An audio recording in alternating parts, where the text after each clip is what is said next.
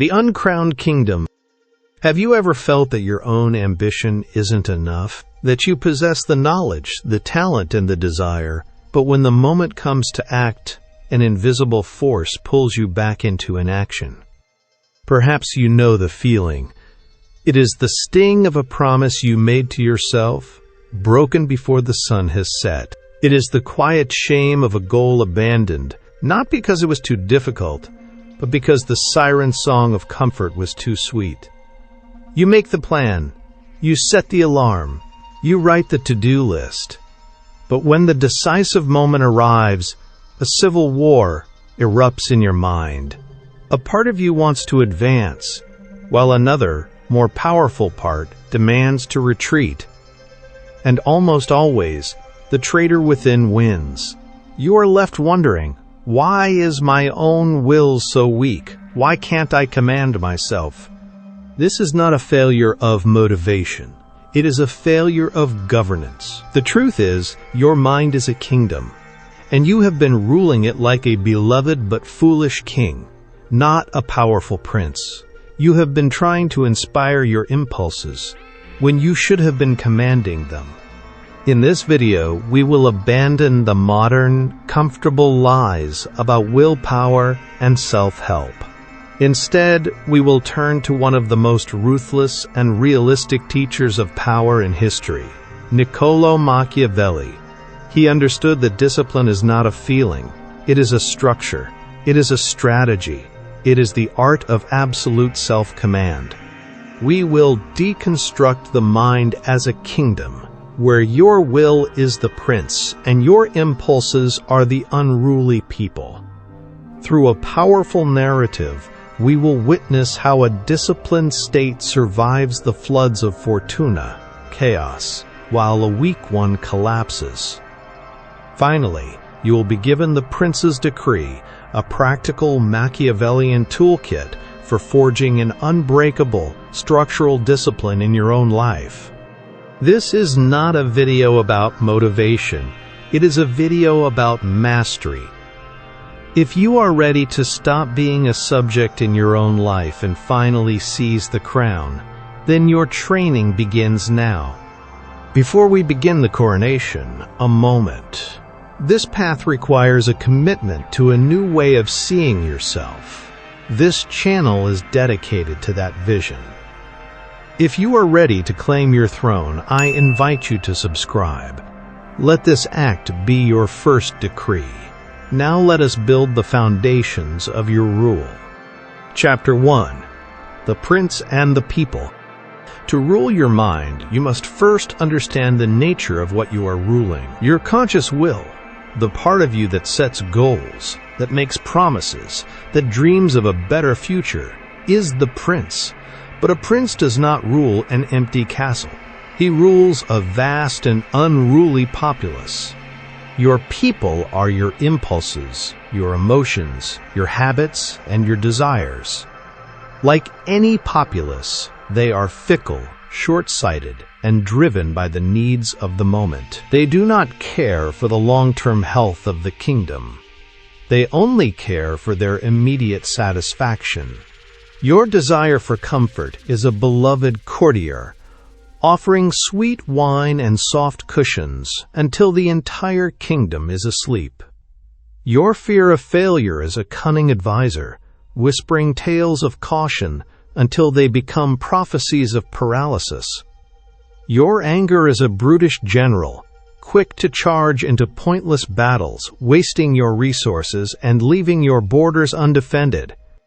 The foolish ruler tries to win the love of his people. He gives them what they want, he indulges their whims, he avoids any policy that might cause them discomfort. For a short time, he is popular. But his kingdom rots from within. His treasury is emptied on fleeting pleasures. His defenses are neglected. He has become a slave to the approval of his own subjects. This is the person who lives by motivation, who only works when they feel like it. They are not a ruler, they are a court jester, performing for the amusement of their own impulses.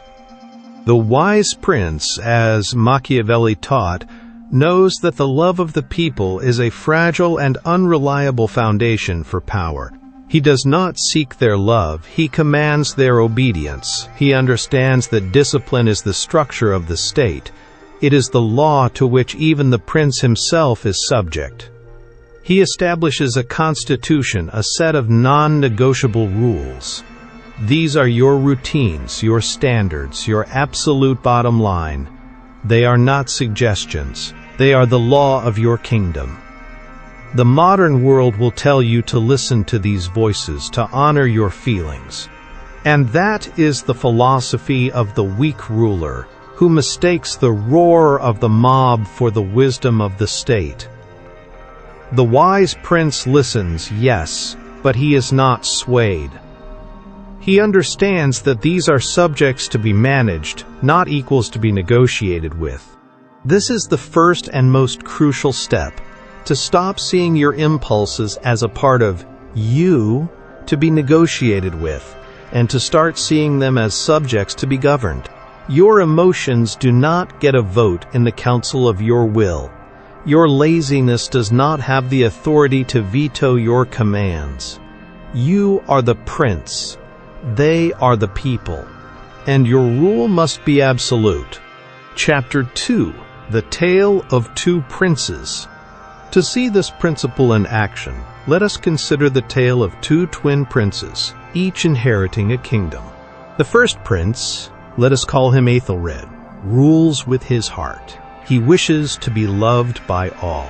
When his people, his impulses, cry out for more festivals and less work, he agrees, for their happiness is his own. When his military advisors, his logic, warn of a distant threat and urge him to train his soldiers, he postpones the hard drills, for his people are tired. In Ethelred's kingdom, the streets are filled with music and laughter, but the foundations of the buildings are cracking. The people are happy today, but their faces are thin from a lack of stored grain. The present is a festival, but the future is a looming famine. The second prince, Cassian, rules with his mind. He understands that a ruler's duty is not to be liked, but to ensure the survival and strength of the kingdom. He imposes a strict code of laws, his discipline. He decrees that every citizen must spend the first hour of daylight training in the militia, no matter their mood. He levies taxes not for festivals, but to build stronger walls and deeper granaries. His people grumble. They do not love him as they love Ethelred. They say he is cold, hard, and demanding. In Cassian's kingdom, the streets are quieter. The sound is not of music, but of hammers striking steel in the armory, of stone being laid for a new aqueduct. The people are not giddy, but their faces are resolute. They do not love their prince for his comforts, but they trust him for their survival. For a time, Ethelred's kingdom seems to be the better place to live.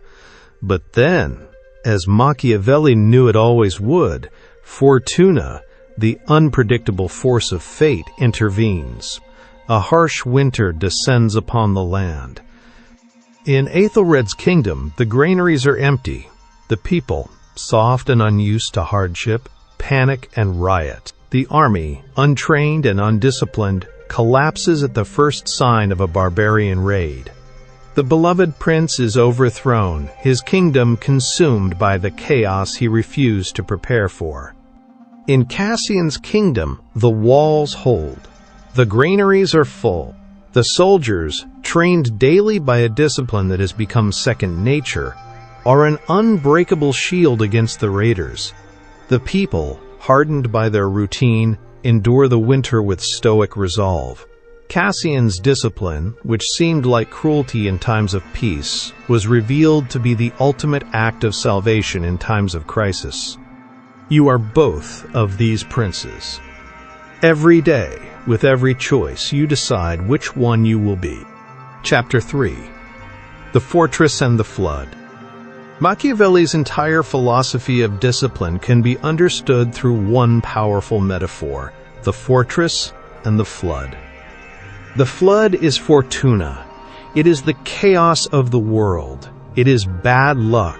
unexpected crises, sudden temptations, and the inevitable entropy that seeks to pull all things into ruin. The flood is not evil. It is simply a blind, relentless force of nature. Modern science calls this entropy, the universal law that all systems, if left unattended, will decay into disorder. Machiavelli called it Fortuna. It is the same force. The universe bends towards chaos. Your life, your mind, your body, they are all systems. Without the constant, disciplined input of your will, they will naturally and inevitably decay. The fortress is your discipline. It is the structure you build within yourself to withstand the chaos. Every good habit is a stone in the wall. Every act of self-control is another layer of mortar.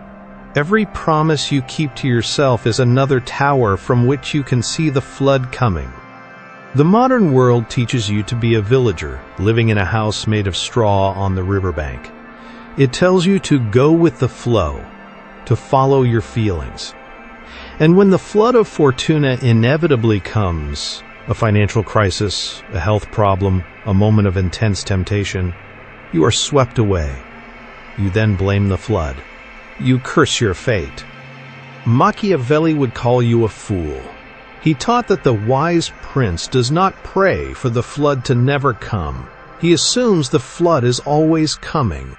And so, he spends his time during the calm, sunny days building his fortress. He does the hard, monotonous, boring work of laying stone upon stone, not because he needs the wall today, but because he knows he will desperately need it tomorrow. This is the mechanism of true discipline. It is a structural defense against your own future weakness. You do not go to the gym on the day you feel motivated. You go on the day you feel tired and weak, because that is the day you are reinforcing the wall. You do not stick to your diet when you are not hungry. You stick to it when you are craving junk food, because that is the moment you are proving to yourself who is in command. Discipline is not about feeling good. It is about building a structure so powerful that your feelings become irrelevant. Chapter 4, The Prince's Decree, a Code of Discipline. It is time to move from philosophy to action. A prince rules with decrees. You will now create your own code of discipline. This is not a list of goals. It is your internal, non-negotiable law. Decree 1, the law of the first hour. The first hour of your day does not belong to the world. It belongs to you, the prince. This hour must be dedicated to an act that strengthens your rule. Exercise, meditation, reading, strategic planning. Whatever it is, it must be the same every single day. Why does this work? Because you are performing an act of primacy. You are telling your unconscious mind that your will, not the world's demands, is the first and most important authority in your life. You are conquering the day before it has a chance to conquer you. Decree 2, the law of the enemy. Identify your greatest internal enemy. Is it procrastination? Is it your addiction to distraction? Is it your desire for comfort? Name it. You will now treat it as Machiavelli would treat a rival state, with constant vigilance and strategic attack. Create one specific daily rule designed to weaken this enemy. If your enemy is procrastination, your rule might be, I will perform my most difficult task before noon. Why does this work? It applies the principle of focused force. An army that fights on all fronts loses. By naming your primary weakness and attacking it daily, you are not just fighting a habit. You are breaking the spine of your entire undisciplined army. Decree 3, the law of the chain of command. Your mind must learn to obey your will without negotiation. Choose one small, insignificant physical act that you will perform immediately after a specific daily trigger. For example, immediately after I finish brushing my teeth, I will do 1 push-up. The act itself is meaningless. Its purpose is to train your people, your body and impulses, to obey an order from the prince instantly. This is a form of neurological programming. You are creating a neural pathway between conscious command and physical action, teaching your system that when the prince speaks, there is only obedience. Decree 4. The law of the tax. A prince must tax his people. Your tax is a deliberate act of controlled discomfort. Every day, you must do one thing your desire for comfort does not want to do. Take a cold shower. Hold a difficult stretch. Read a difficult book. This tax is a constant reminder to your subjects of who is in power. It hardens your will and makes you resilient. The coronation of the self. We began with the image of an uncrowned kingdom in chaos. We now possess the laws and the strategy to bring it under our absolute command. The war is not over, but now you know how to fight it. We have deconstructed discipline through the cold, realistic eyes of Machiavelli, seeing it as the art of governing the self. We have illustrated the mind as a kingdom, where the prince, your will, must command the people, your impulses. Through the tale of 2 princes, we saw how preparation defeats chaos. We understood discipline as a fortress, built to withstand the floods of Fortuna. And we have established a practical, 4-part code of law to begin the process of building your unbreakable will. Knowledge without action is cowardice. Many will hear these words, feel their truth, and yet tomorrow they will return to their lives of excuses and self-sabotage. They will remain subjects of their own impulses, slaves to their own weakness. But some, the few, will make the choice that transforms ordinary men into commanders of their own destiny, the choice to stop being governed and to start governing. Your mind is your territory. Your habits are your troops. Your decisions are your strategies of war. You will be the prince, or you will be the prisoner. There is no middle ground. There never was. As Machiavelli wisely wrote, there is no other way to guard yourself against flattery than by making men understand that telling you the truth will not offend you.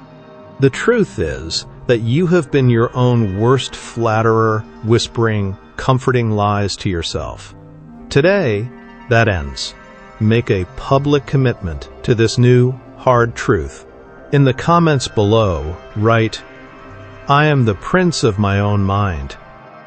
Let this be recorded as the first decree of your new reign. And do not stop here. To continue this transformation and learn the deeper strategies of mental warfare, you must continue your training. Subscribe to this channel and let us continue to forge your crown together. The journey is only just beginning.